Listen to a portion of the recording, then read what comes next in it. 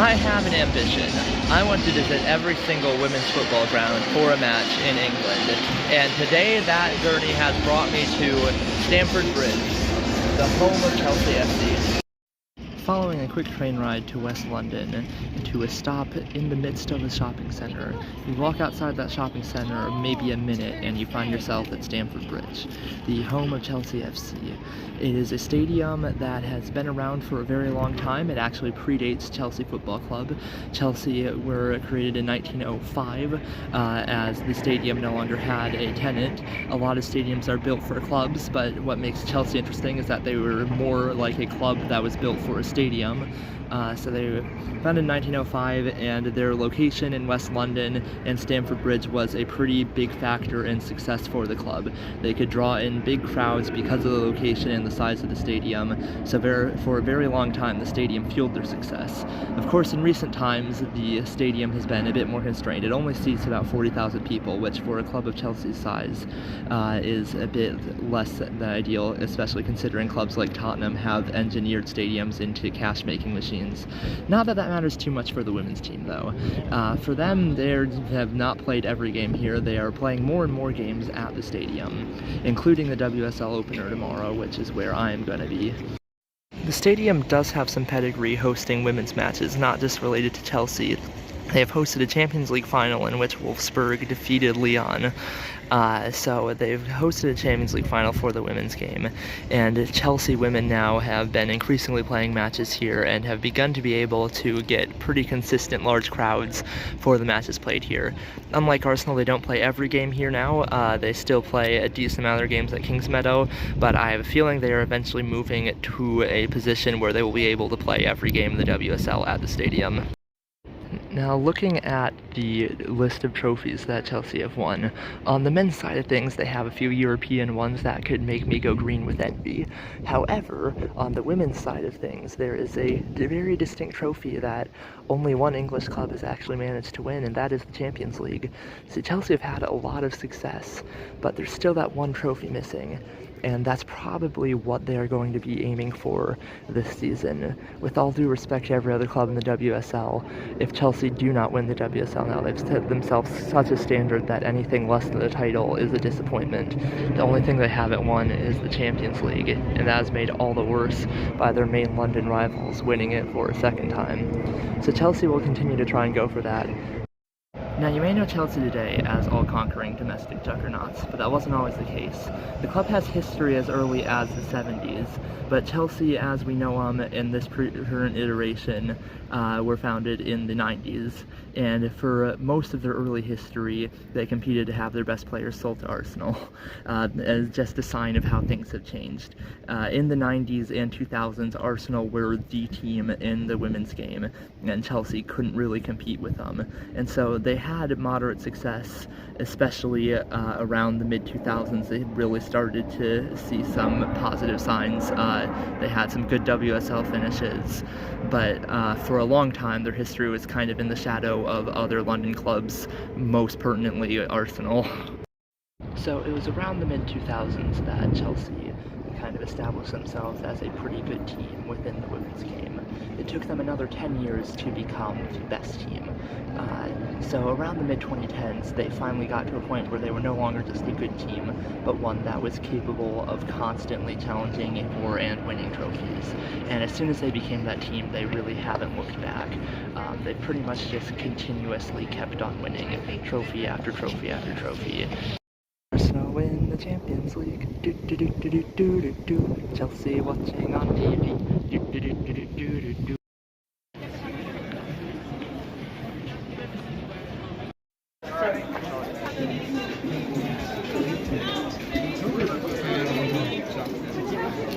Alright, I am in the stadium now. I had forgotten that the cover I have for my train card looks like that, so I had to hide that as I got out of the station. I think I just about made it, so that's good. So I'm here at Stamford Bridge now, first ever match at Stamford Bridge, and it is quite, I'd say cramped seating. Not quite as bad as some of the stadiums I've been to. Looks like they've been made for standing if you want to. I wonder if this might be where the away fans are usually. So a bit cramped, but I kind of enjoy it when stadiums are cramped, so I don't mind that too much. People were handing out these for free outside the stadium. They're clappers. Don't know how much I'm going to use it. I don't really want to support Chelsea. I'm kind of just going to sit here and maybe I'll clap politely if something goes well. That's the most I'm willing to do. I also got a program which is £2. So Chelsea up until today had made some smart signings, the biggest of which was Ellie Carpenter. But a lot more players went out than went in. A lot of squad players went out either on loan or on permanent transfer. However, Chelsea then had a big signing today of Alyssa Thompson, something which nearly broke the transfer record again. Instead, it's been London City that gets that, but that's a pretty big addition to the Chelsea team. As for Manchester City, they have done a weird swap deal where they've lost Jess Park but gotten Grace Clinton. Chelsea last season took 60 out of a possible 66 points in the WSL and completed that with the domestic treble. Still, the one trophy they haven't gotten their hands on is the Champions League, and it seems like their goal for this season, based off player statements, is to do a quadruple. And the bar is very high at Chelsea, and I really do think that anything less than a WSL title will see the season viewed as a failure. So the standards are high at Chelsea, but they also probably do have the best chance of winning it again. As for Manchester City, they had a much more disappointing season last year. They're supposed to be Chelsea's biggest threat last year, but in an injury-plagued season, they ended up finishing 4th and not even getting a European spot. I do think they are better than that result shows last season, so we shall see if they can improve on that this year. Hopefully with a bit more fortunate of an injury record, they can do better than they did last year. I feel like I kind of have to hope that Manchester City win this, because anytime Chelsea loses is an important chance for Arsenal to kind of capitalize on that. They don't lose often, and this is one of the few times they might lose. I will say that Stamford Bridge is quite a weird stadium, not in a bad way though. I can't really think of any other stadiums that look quite like this. It's a very old stadium though. I can't imagine too much of what was there in 1877 is still there now. It's been gradually updated over time. But begrudgingly, I will admit that I do kind of like Stamford Bridge as a stadium. It's definitely got character, and I think that's the main thing I look for in stadiums. Even the cramped seating I mentioned yesterday, or in the past video, was that's just a sign of character to me.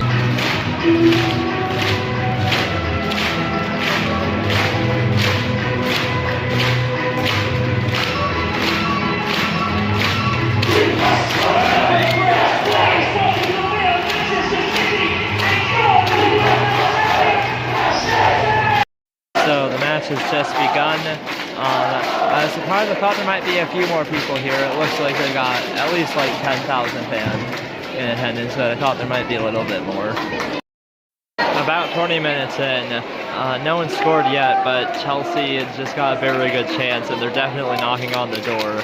Man City did start very well, but once Chelsea got going, they had pretty much run away with the game so far. But no goals yet as they go for the corner.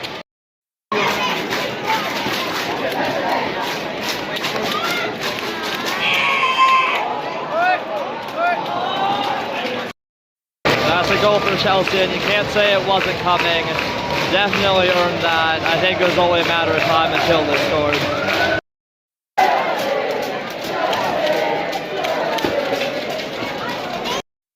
Well, for a while there, Chelsea were very much on top of things, but to their credit, Man City finished off the half well.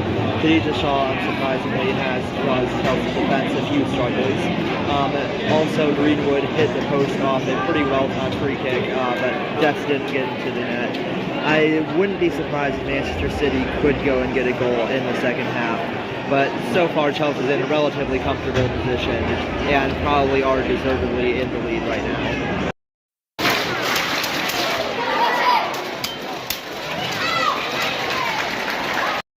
Man City are getting closer and closer.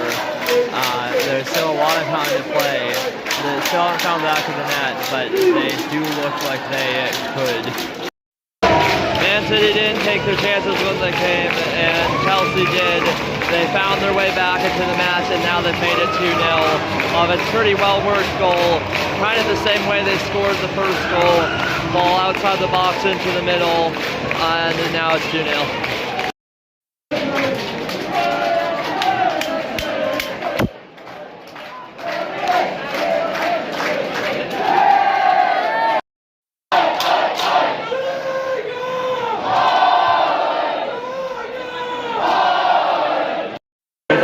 Pocket of Man City fans over there, and they now have something to celebrate. 20 minutes left, and City have gone and made it interesting. Scored on a free kick. Chelsea still in the lead for now. Man City finally got the goal they were looking for. So Chelsea just made a few more subs. We have less than 15 minutes left before time added on, and I don't think City have actually made any substitutions yet. So Chelsea are bringing on fresh legs while City are sticking with what they've got. The ref has indicated 5 minutes of extra time, so here we go. That is full time. Chelsea 2, Manchester City 1. Chelsea starts off their new season with a win. Manchester City did not play too badly, but will once again have to deal with the pain of losing to Chelsea.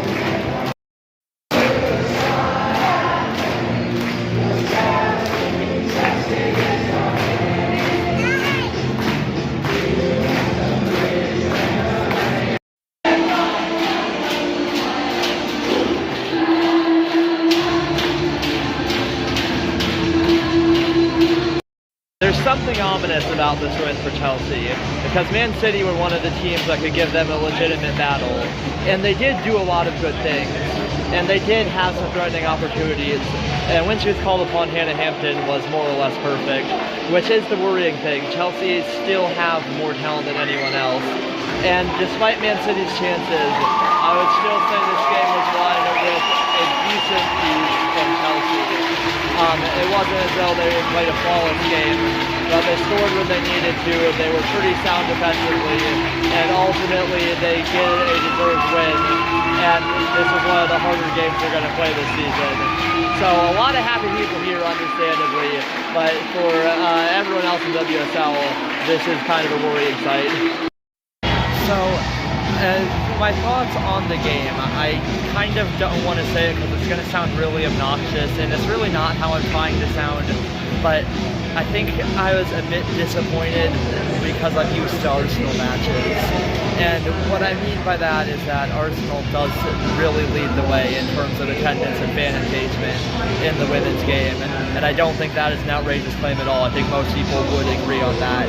Like, anything less than 20,000 fans at the Emirates is kind of a disappointment for Arsenal. And so, like, when the program has 36 pages instead of 70, because there's not quite as many people who are there who are going to buy it, who can necessitate the kind of money you would need to invest more money into making more pages for a program, when the attendance is like, 10, 15,000 instead of 30 or 40. I think I was a bit surprised by that, but I don't know if that's actually that fair to Chelsea. I think that Arsenal, to their credit, have done a very, very good job at getting fans into the stadium. And it's not an easy thing to do by any means. Chelsea, I'd say, did have a pretty good atmosphere today, even if there were a lot of empty seats. So I would say overall, this was a pretty fun experience for me, even with Chelsea winning. And it was pretty good. I think that this is obviously something you want to grow. It was pretty cool to see that a decent amount of Man City fans did make the journey out to Stamford Bridge. The stadium itself, I do kind of like it. I think it is a very unique stadium, and that's kind of a cool thing. You can see it there. So I do think that was pretty good. So overall, I'd say that it had a positive impression of the stadium, of the matchday experience, but I hope that they can keep growing their fan base and turning these sorts of games into an even bigger and bigger event.